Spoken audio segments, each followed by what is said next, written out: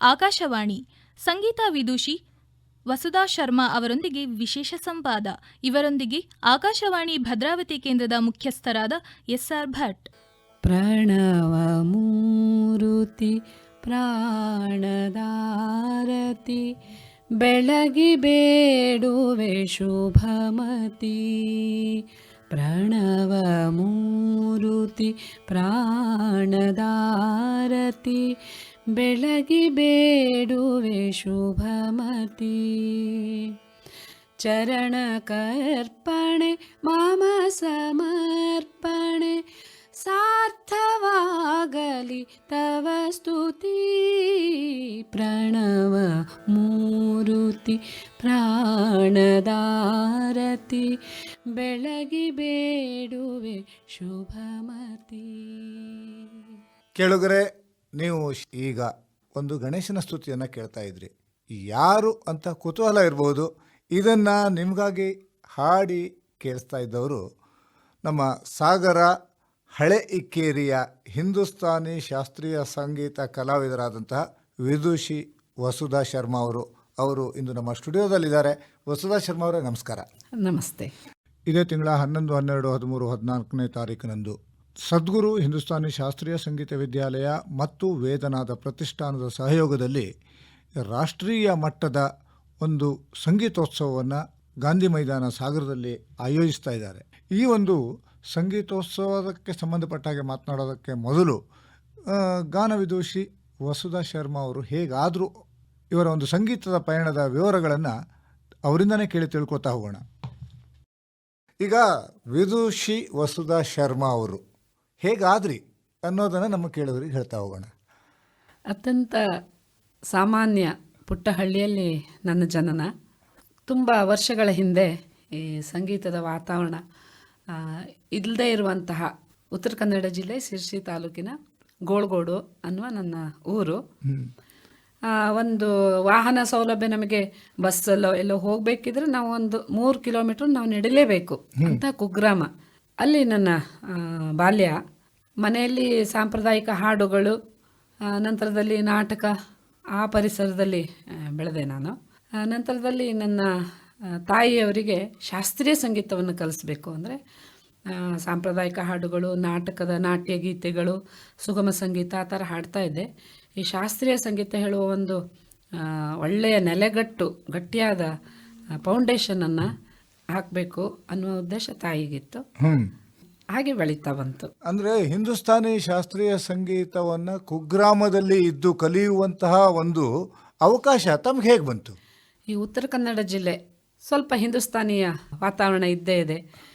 Ganapati Bhat ಅವರಾಗಲಿ, MP Hegde, ಪಡಿಗೆರೆ ಅವರು, GS Hegde, ಬೆಳ್ಳಿಕೇರಿಯವರು, ಇವರೆಲ್ಲ ಹಾಕಿಕೊಟ್ಟಂಥ ಒಂದು ಪರಂಪರೆ ಹಿಂದೂಸ್ತಾನಿ ಅಲ್ಲಿ ಬೆಳೀತಾ ಇತ್ತು. ನಂತರದಲ್ಲಿ ನಮ್ಮ ಬಂಧುಗಳಾದಂತಹ ಚಿದಂಬರ ಹೆಗಡೆ ಮಂಗಳೂರವರು ಈ ನಾಟಕ ಗೀತೆಗಳನ್ನೆಲ್ಲ ಹಾಡ್ತಿದ್ರು. ಉತ್ತಮ ಹಾರ್ಮೋನಿಯಂ ವಾದಕರು ಕೂಡ ಅವರು ನಮ್ಮನೆಗೆ ಈ ನಾಟಕದ ರಿಹರ್ಸಲ್ಗೆಲ್ಲ ಬರ್ತಾಯಿದ್ರು. ಅವರು ನನಗೆ ಸುಗಮ ಸಂಗೀತವನ್ನು ಕಲಿಸ್ಕೊಟ್ಟು ಗುರುಗಳು. ಅವ್ರ ಮೂಲಕವಾಗಿ ಸಂಗೀತದಲ್ಲಿ ಆಸಕ್ತಿ ತುಂಬ ಬೆಳೀತಾ ಹೋಯ್ತು. ಅಂದರೆ ಆರಂಭದಲ್ಲಿ ತಾವು ಸುಗಮ ಸಂಗೀತ ಕಲಾವಿದರಾಗಿ ಸಂಗೀತ ಕ್ಷೇತ್ರಕ್ಕೆ ಎಂಟ್ರಿಯನ್ನು ಕೊಟ್ರಿ ವಸುಧಾ ಶರ್ಮಾ ಅವರೇ. ಹೌದು. ಆ ನಂತರದಲ್ಲಿ ಸುಗಮ ಸಂಗೀತದಿಂದ ಹಿಂದೂಸ್ತಾನಿ ಶಾಸ್ತ್ರೀಯ ಸಂಗೀತದ ಕಡೆಗೆ ತಮ್ಮ ಒಲವು ಹೋಯಿತು. ಒಲವು ನಮ್ಮ ತಾಯಿಯವರಿಗಿತ್ತು ಶಾಸ್ತ್ರೀಯ ಸಂಗೀತ ಕಲಿಸಬೇಕು ಅಂತ. ಅಂದರೆ ಈಗ ಸುಗಮ ಸಂಗೀತವೇ ಆಗಲಿ, ಬೇರೆ ಯಾವುದೇ ಪ್ರಕಾರಗಳಲ್ಲಿ ಶಾಸ್ತ್ರೀಯ ಸಂಗೀತ ಹೇಳುವುದು ಗಟ್ಟಿತನವನ್ನು ಕೊಡುತ್ತೆ. ಅಂದರೆ ಈಗ ನಮ್ಮ ಮುಂದೆ ಇದನ್ನು ಬೆಳೆಸ್ಕೊಳ್ಬೇಕಿದ್ರೆ ಆ ಫೌಂಡೇಶನ್ ಗಟ್ಟಿ ಇರಬೇಕು, ಶಾಸ್ತ್ರೀಯ ಸಂಗೀತವನ್ನೇ ಕಲಿಬೇಕು ಅಂತ ನಮ್ಮ ತಾಯಿಯವರಿಗೆ ಆಸೆ ಇತ್ತು. ಆಮೇಲೆ ಅದನ್ನ ಪಂಡಿತ್ ಮೋಹನ್ ಹೆಗಡೆ ಹುಣಸೆಕೊಪ್ಪ ಅಂತ ತಬಲಾವಾದಕರು, ಅವರ ಮನೆಯಲ್ಲಿ ನನ್ನನ್ನು ಶಿಷ್ಯವೃತ್ತಿ ಆಗಿಬಿಟ್ರು. ಗುರು ಶಿಷ್ಯ ಪರಂಪರೆಯಲ್ಲಿ ನಾವು ಅಲ್ಲಿ ಕಲ್ತ್ವಿ. ಗುರು ಶಿಷ್ಯ ಪರಂಪರೆಯಲ್ಲಿ ಹಿಂದೂಸ್ತಾನಿಗೆ ಎಂಟ್ರಿ ಆಗೋದಕ್ಕಿಂತ ಮೊದಲು ವಸುಧಾ ತಾವು ಸುಗಮ ಸಂಗೀತ ಕಲಾವಿದರು ಕೂಡ ಆಗಿದ್ರಿ. ಹೌದು. ಸುಗಮ ಸಂಗೀತ ಅಂತಂದ ಕೂಡಲೇ ನಮ್ಮ ಕೇಳುಗರಿಗೆ ಒಂದು ಹಾಡನ್ನು ಯಾಕೆ ಕೇಳಿಸ್ಬಾರ್ದು ತಾವು? ಖಂಡಿತ. ನಾನು ಸ್ವತಃ ರಾಗ ಸಂಯೋಜನೆಯನ್ನು ಮಾಡ್ತೇನೆ.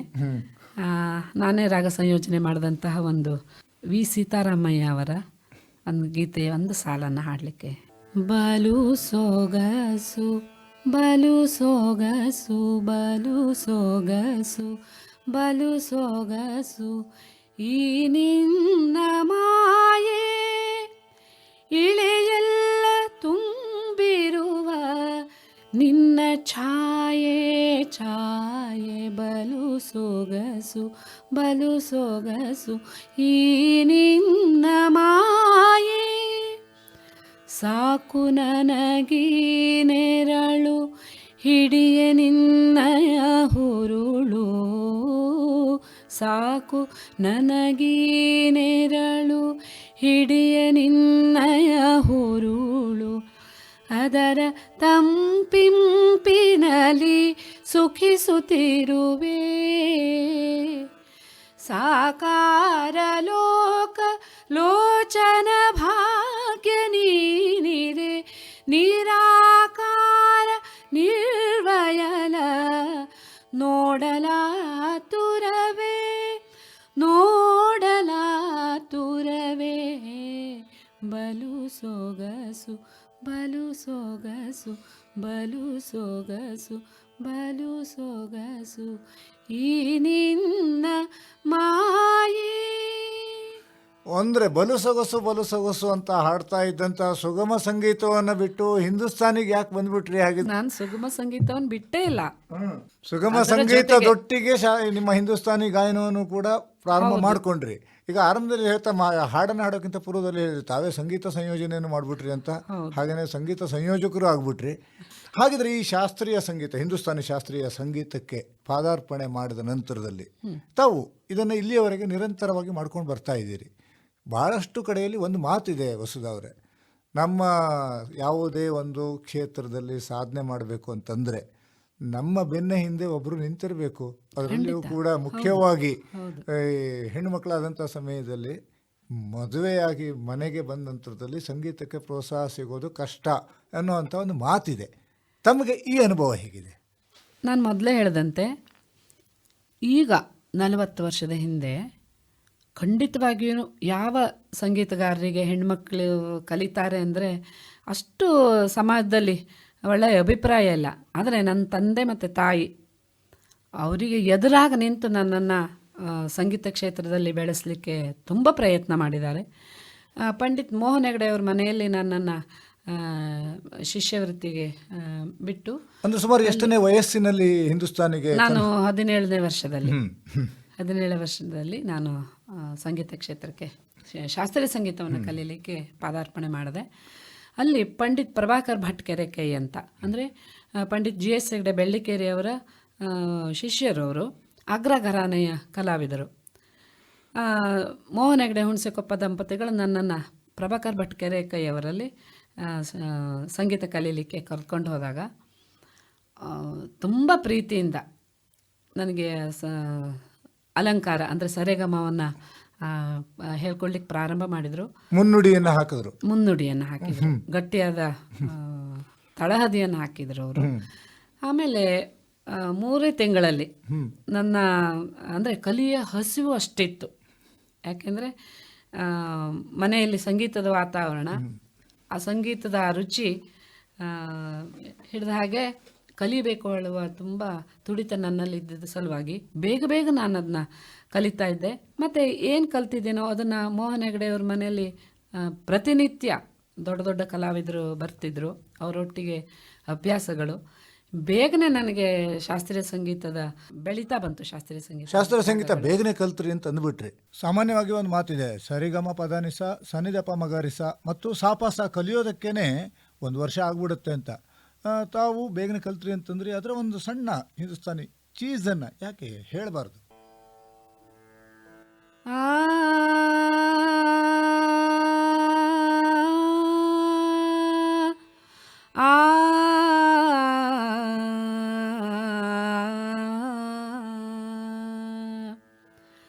ಸುಂದರ ಸುರಜನವಾ ಸಾಯಿ ರೇ, ಸುಂದರ ಸುರಜನವಾ ಸಾಯಿ ರೇ, ಸಾಯಿ ರೇ ಮನ ಭಾಯಿ ರೇ, ಸುಂದರ ಸುರಜನವಾ ಸಾಯಿ ರೇ ಸುಂದರ ಸುರಜನವಾ निस दिन तुमरो ध्यान धरत है आन मिले मन भाई रे सुंदर सुरजनवा साई रे सुंदर सुरजनवा सुंदर सुरजनवा सुंदर सुरजनवा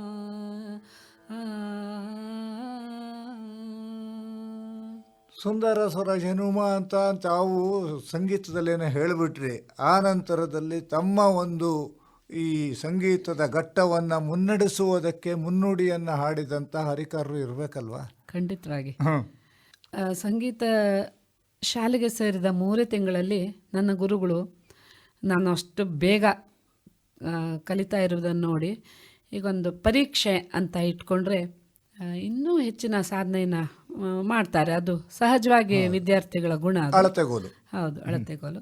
ಜೂನಿಯರ್ ಎಕ್ಸಾಮಿಗೆ ನನ್ನನ್ನು ಕೂರಿಸಿದ್ರು. ಅಲ್ಲಿ ನಾನು ಸೆಂಟ್ರಿಗೆ ಪ್ರಥಮವಾಗಿ ಬಂದೆ. ಹಾಗೆ ಅದರ ಜೊತೆಯಲ್ಲಿ ಮೋಹನ್ ಹೆಗಡೆ ಅವ್ರ ಮನೇಲಿ ನಾನು ತಬಲಾ ಅಭ್ಯಾಸ ಕೂಡ ಮಾಡಿದೆ. ಹೌದು, ತಬಲಾ ನುಡಿಸ್ತೇನೆ. ಆ ತಬಲಾಗೂ ನಿಮಗೂ ಮುಂದೆನೂ ಕೂಡ ಬಹಳ ದೊಡ್ಡ ನಂಟು ಬಂದಿದೆ ಅಂತ ಗೊತ್ತಿದೆ ನಮಗೆ. ಮಾತಾಡೋಣ ಅದ್ರ ಬಗ್ಗೆನೂ. ಹಾಗೆ ತಬಲಾನು ಅಭ್ಯಾಸ ಅಲ್ಲೂ ಜೂನಿಯರ್ ಸೀನಿಯರ್ ಮಾಡಿದೆ. ನಂತರದಲ್ಲಿ 2 ವರ್ಷಕ್ಕೆ ನಾನು ಸೀನಿಯರ್ ಪರೀಕ್ಷೆಗೂ ನನ್ನ ಗುರುಗಳು ನನ್ನನ್ನು ತಯಾರಿ ಮಾಡಿದರು. ನಾನು ರಾಜ್ಯಕ್ಕೆ ರ್ಯಾಂಕ್ ಬಂದೆ. ಅದರೊಳಗೆ ಯಾವುದೋ ಕುಗ್ರಾಮದಲ್ಲಿ ಹುಟ್ಟಿ ನಮ್ಮ ತಂದೆ ತಾಯಿಯ ಆಸೆಯಂತೆ ಶಾಸ್ತ್ರೀಯ ಸಂಗೀತಕ್ಕೆ ಪಾದಾರ್ಪಣೆ ಮಾಡಿ ಅಲ್ಲಿ ನಾನು ರಾಜ್ಯಕ್ಕೆ ರ್ಯಾಂಕ್ ಬಂದಿರೋದು ನಾನು ಅದನ್ನು ತುಂಬ ಹೆಮ್ಮೆಯಿಂದ ಹೇಳ್ಕೊಳ್ತೇನೆ. ಯಾಕೆಂದರೆ ಯಾವುದೇ ಸೌಲಭ್ಯ ಇರದೇ ಇರೋಂಥ ಒಂದು ಸಂದರ್ಭದಲ್ಲಿ ಯಾವುದೋ ಹಳ್ಳಿಯ ಮೂಲೆಯಲ್ಲಿ ಹುಟ್ಟಿದ ನನಗೆ ರಾಜ್ಯಕ್ಕೆ ರ್ಯಾಂಕ್ ಬಂತು ಅಂದರೆ ತಂದೆ ತಾಯಿಯ ಹಾಗೂ ಗುರುಗಳ ಆಶೀರ್ವಾದ ತುಂಬ ನನ್ನ ಮೇಲಿತ್ತು, ಆ ಪ್ರೀತಿ ನನ್ನ ಮೇಲಿತ್ತು. ಆ ಹೆಮ್ಮೆ ನಾನು ಹೆಮ್ಮೆಯಿಂದ ಅದನ್ನ ಹೇಳ್ಕೊಳ್ತೇನೆ.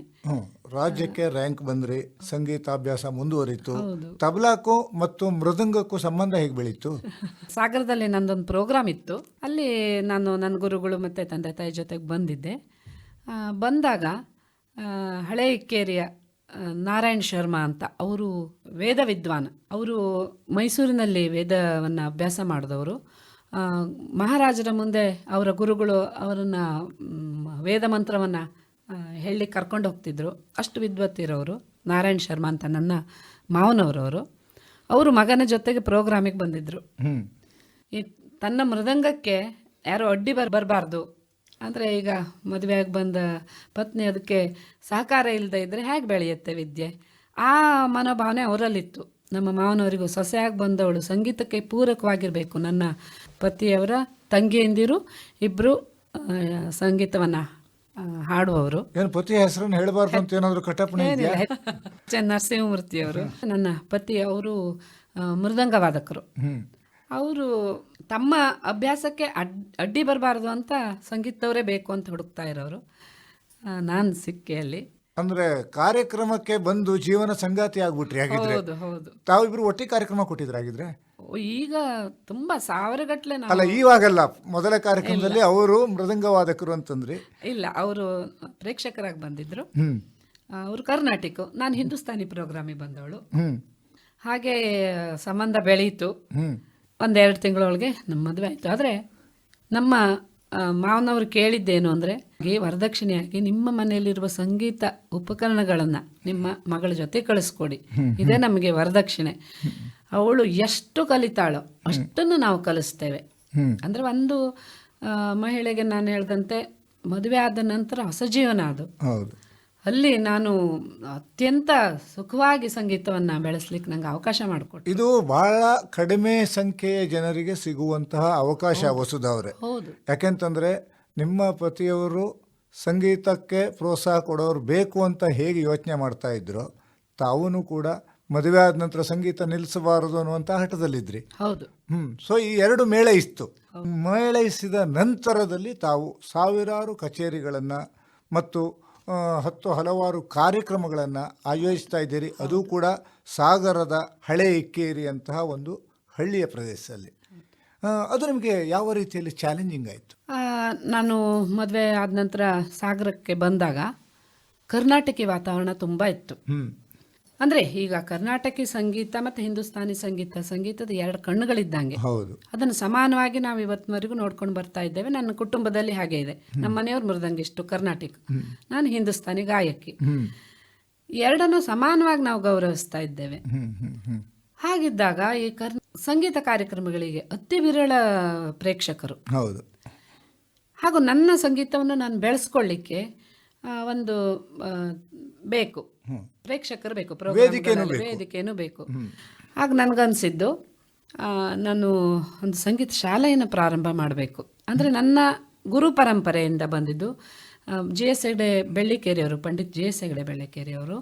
ಅವರು ಯಾವಾಗಲೂ ಹೇಳೋರು, ತಮ್ಮ ಅಂದರೆ ನನ್ನ ಗುರುಗಳ ಹತ್ರ, ಕೇಳುವ ಕಿವಿಯನ್ನು ಬೆಳೆಸಬೇಕು.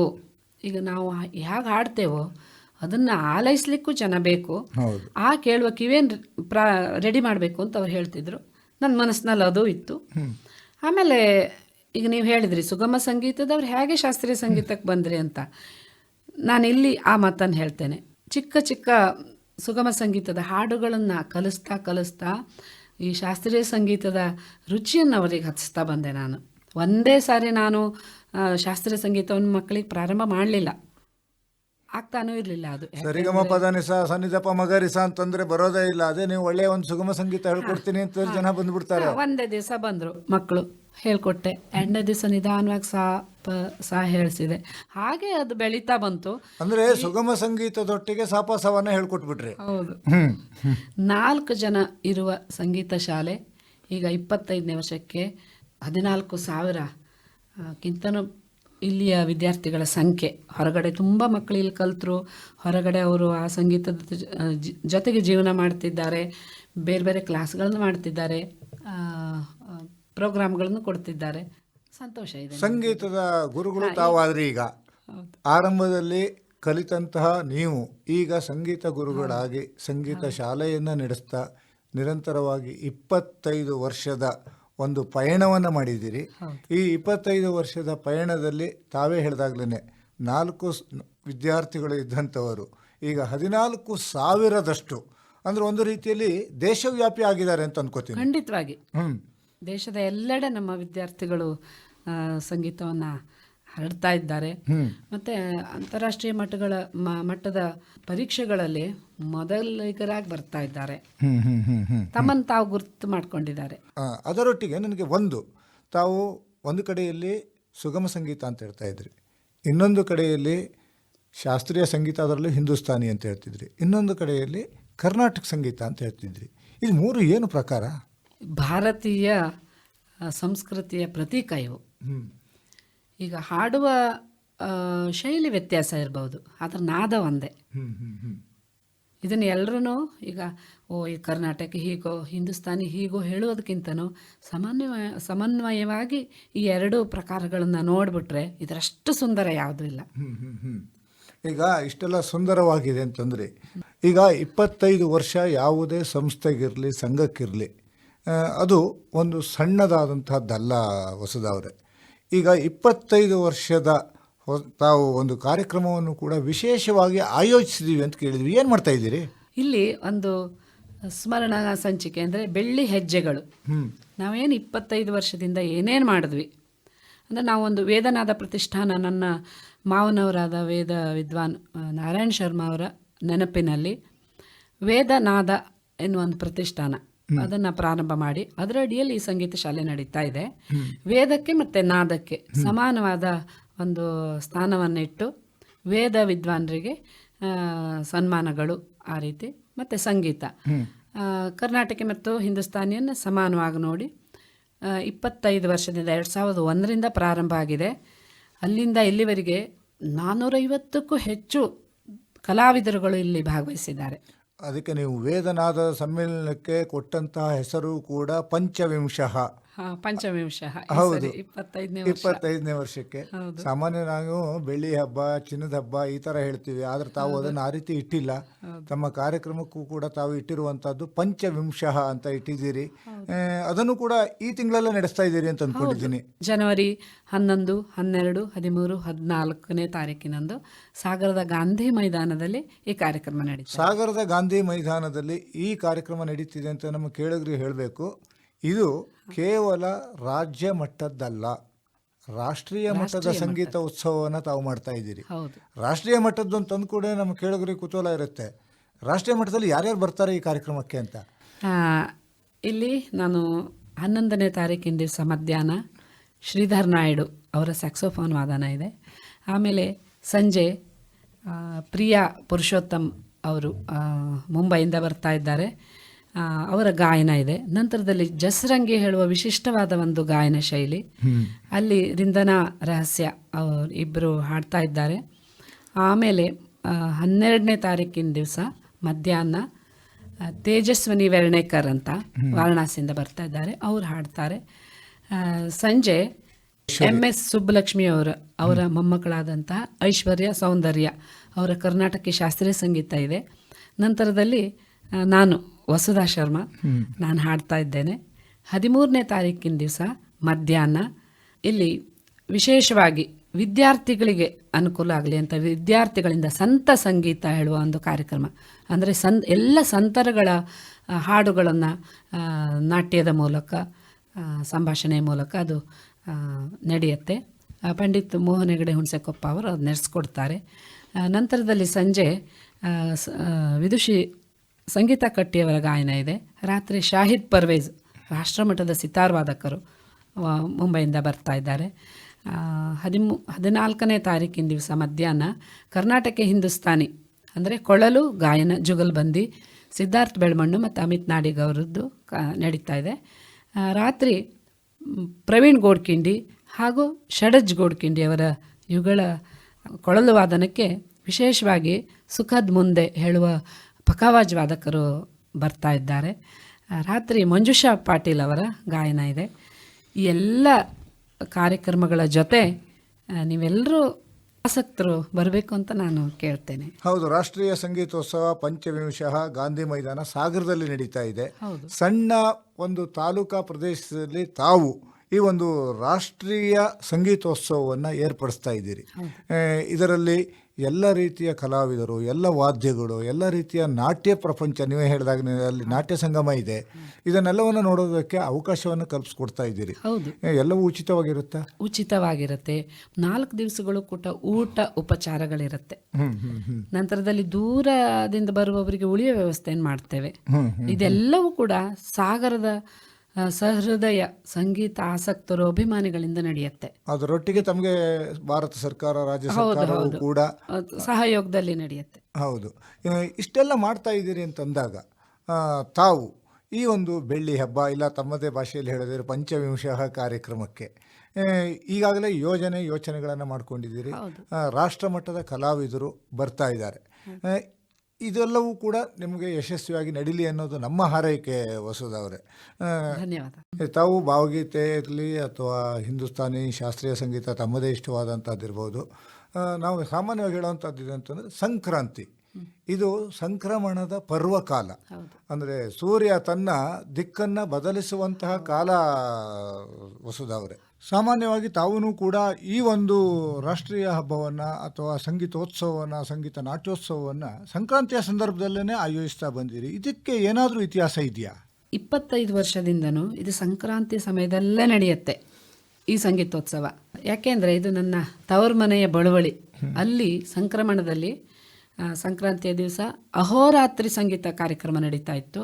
ಬೆಳಿಗ್ಗೆ ಎಲ್ರಿಗೂ ಅದು ಪ್ರಸಾದ ವಿತರಣೆ ಆಗ್ತಿತ್ತು. ಅಹೋರಾತ್ರಿ ಎಷ್ಟೋ ಕಲಾವಿದರು ಬಂದಲ್ಲಿ ಗೋಳ್ಗೋಡು ನಾ ಹೇಳ್ತಾ ಇದ್ದಾಗೆ ಪುಟ್ಟ ಊರಲ್ಲಿ ನಡೀತಾ ಇತ್ತು. ಅಲ್ಲಿ ನಮ್ಮ ತಾಯಿಯವರ ನಿಧನ ನಂತರ ನಾನು ಸಾಗರಕ್ಕೆ ಇದನ್ನು ಈ ಸಂಕ್ರಮಣ ಕಾಲದಲ್ಲಿ ನಡೆಸಬೇಕು ಅಂತ ಪ್ರಾರಂಭ ಮಾಡಿದ್ವಿ. ಸಂಕ್ರಾಂತಿಯ ಸಂದರ್ಭದಲ್ಲಿ ಈ ಒಂದು ಸಂಗೀತೋತ್ಸವವನ್ನು ಆಯೋಜಿಸ್ತಾ ಇರೋದು ತುಂಬ ಸಂತೋಷದ ವಿಷಯ. ಹಾಗೆಯೇ ಈ ವಸಂತ ಅಂತಂದು ಕೂಡಲೇ ನಮಗೆ ಬಹಳ ಒಂದು ಸಂಭ್ರಮ ಇರುತ್ತೆ. ಅದು ಕೂಡ ಒಂದು ರೀತಿಯಲ್ಲಿ ಜೀವನ ಉತ್ಸಾಹವನ್ನು ತುಂಬುವಂತಹ ಪರ್ವಕಾಲ. ಈ ವಸಂತಕ್ಕೆ ಸಂಬಂಧಪಟ್ಟಂತಹ ಒಂದು ಹಾಡಿನ ತುಣುಕನ್ನು ನಮ್ಮ ಕೇಳುಗರಿಗೆ ಕೇಳಿಸಿದರೆ ತಮ್ಮ ಒಂದು ಸಂಕ್ರಾಂತಿ ಉತ್ಸವಕ್ಕೂ ಕಳೆ ಹಿಡಿದಾಗ ಆಗುತ್ತೇನೋ. ಬಾರೋ ಬಾರೋ ಬಾರೋ ವಸಂತ ಬಾರೋ ಬಾ, ಹೊಸ ಹೊಸ ಹರುಷದ ಹರಿಕಾರ. ಬಾರೋ ಬಾರೋ ಬಾರೋ ವಸಂತ ಬಾರೋ ಬಾ, ಹೊಸ ಹೊಸ ಹರುಷದ ಹರಿಕಾರ. ಹೊಸ ಭಾವನೆಗಳ ಹೊಸ ಕಾಮನೆಗಳ, ಹೊಸ ಭಾವನೆಗಳ ಹೊಸ ಕಾಮನೆಗಳ, ಎದೆಯಲಿ ಬರೆಯುವ ನುಡಿಕಾರ, ಎದೆಯಲಿ ಬರೆಯುವ ನುಡಿಕಾರ.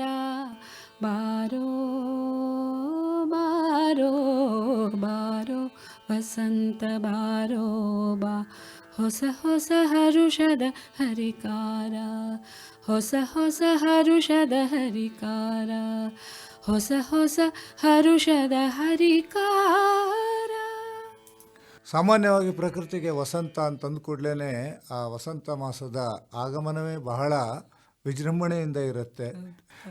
ಇಲ್ಲಿ ತಾವು ಈ ಸುಗಮ ಸಂಗೀತದಲ್ಲಿ ಆರಂಭದಲ್ಲಿ ಬಂದ್ರಿ ಅಂತಂದ್ರಿ.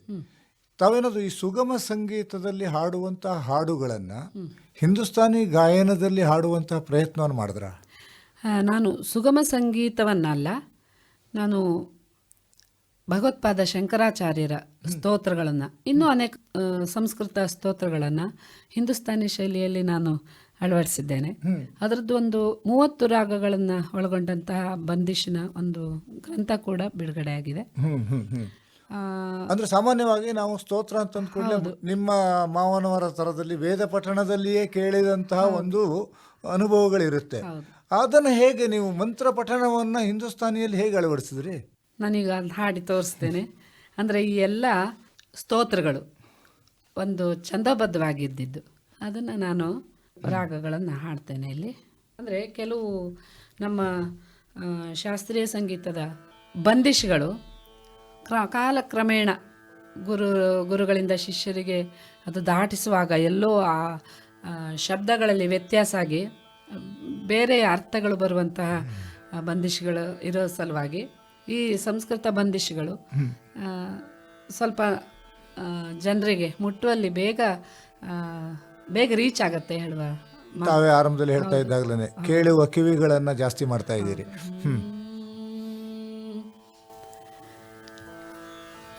ಈಗ ನಾನು ರಾಗ್ ಯಮನ್ ಅಲ್ಲೊಂದು ಬಂದಿಶನ್ ಮಾಡಿದ್ದೇನೆ.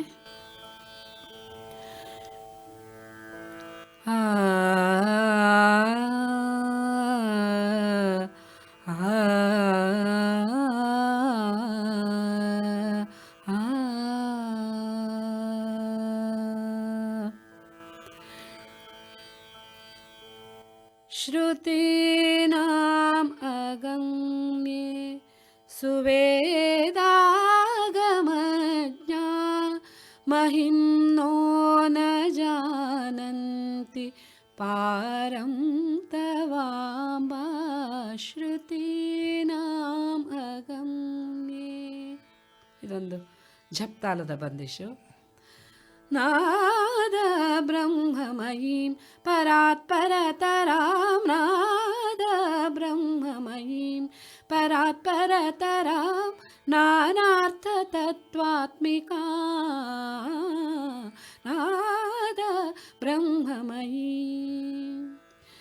ಮೀನಾಕ್ಷೀಂ ಪ್ರಣತೋಸ್ಮಿ ಸಂತತಮಹಂ ಕಾರುಣ್ಯವಾರಾಂ ನಿಧಿಂ, ನಾದ ಬ್ರಹ್ಮಮಯೀ ಬ್ರಹ್ಮಮಯೀ ಬ್ರಹ್ಮಮಯೀ.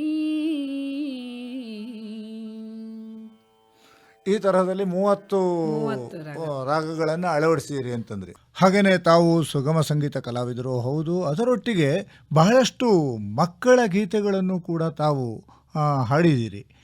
ಆದರೆ ಈಗ ನಮಗೆ ಸಮಯ ಬಹಳ ಕಡಿಮೆ ಇರೋದರಿಂದ ನಿಮ್ಮ ಹತ್ರ ಇನ್ನೊಂದಿಷ್ಟು ಹಾಡುಗಳನ್ನು ಕೇಳೋವಂಥ ಆಸೆ ನಮಗೂ ಇದೆ, ಕೇಳುಗರಿಗೂ ಇದೆ. ಮುಂದಿನ ವಾರ ಇನ್ನೊಂದಿಷ್ಟು ಗೀತೆಗಳನ್ನು ನಿಮ್ಮಿಂದ ಕೇಳ್ತಾನೆ ನಿಮ್ಮೊಟ್ಟಿಗೆ ಮಾತುಕತೆಯನ್ನು ಮುಂದುವರಿಸೋಣ. ಹಾಗೆಯೇ ನಿಮ್ಮ ಒಂದು ರಾಷ್ಟ್ರೀಯ ಸಂಗೀತೋತ್ಸವ 11, 12, 13, 14 ಸಾಗರದಲ್ಲಿ ನಡೀತಾ ಇರೋದ್ರಿಂದ ಎಲ್ಲ ಕೇಳುಗರು ಕೂಡ ಅಲ್ಲಿ ದೇಶದ ಪ್ರಖ್ಯಾತ ಕಲಾವಿದರು ಭಾಗವಹಿಸುವಂತಹ ಈ ಕಾರ್ಯಕ್ರಮದಲ್ಲಿ ಭಾಗವಹಿಸಲಿ. ಮತ್ತೆ ಮುಂದಿನ ವಾರ ಭೇಟಿಯಾಗೋಣ. ನಮಸ್ಕಾರ, ಧನ್ಯವಾದ. ಧನ್ಯವಾದಗಳು. ಇದುವರೆಗೆ ಸಂಗೀತ ವಿದೂಷಿ ವಸುಧಾ ಶರ್ಮಾ ಅವರೊಂದಿಗೆ ವಿಶೇಷ ಸಂವಾದ ಕೇಳಿದಿರಿ. ಇವರೊಂದಿಗೆ ಭಾಗವಹಿಸಿದವರು ಆಕಾಶವಾಣಿ ಭದ್ರಾವತಿ ಕೇಂದ್ರದ ಮುಖ್ಯಸ್ಥರಾದ ಎಸ್ಆರ್ ಭಟ್.